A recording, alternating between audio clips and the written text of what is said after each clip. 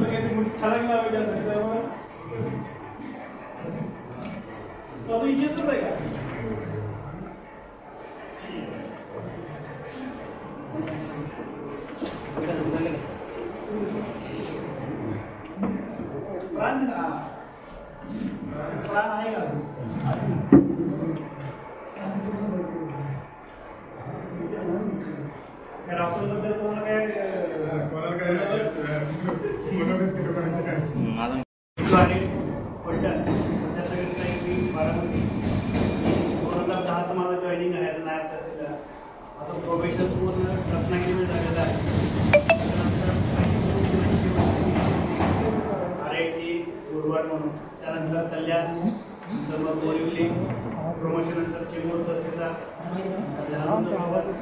आणि परत माझ्या पहिल्या घरी वापस झाले।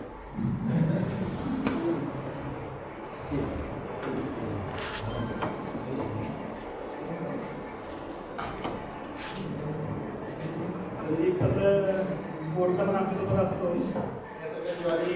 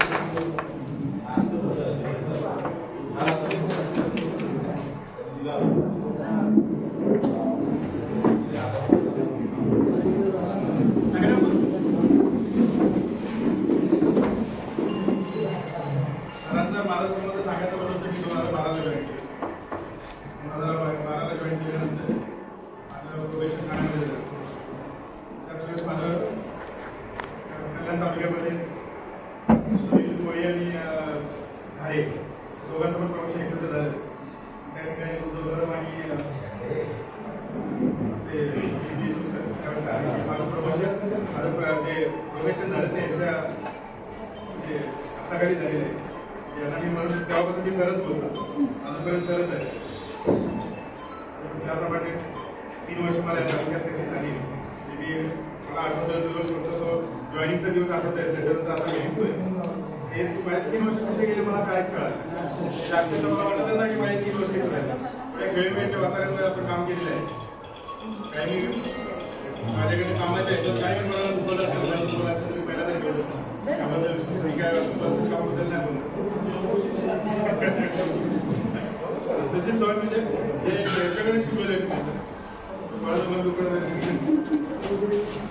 सरांना शुभेच्छा त्याप्रमाणे माझ्यापेक्षाही चांगल्या प्रकारे ते तालुका सांभाळतील म्हणजे काय होतं सर खूप मोठ्या प्रमाणात चांगल्या प्रकारे तुम्हाला मार्गदर्शन करतो एक्सपिरियन्स कामाला येईल काही आमच्याकडे चुका झाली असेल त्या प्रकारे पोटात घेतील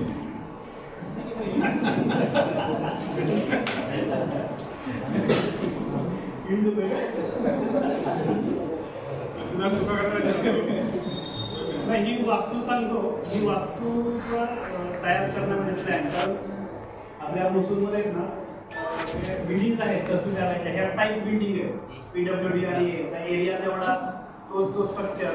परंतु ही वास्तू तयार करत असताना मला चांगलं आठवत आहे मी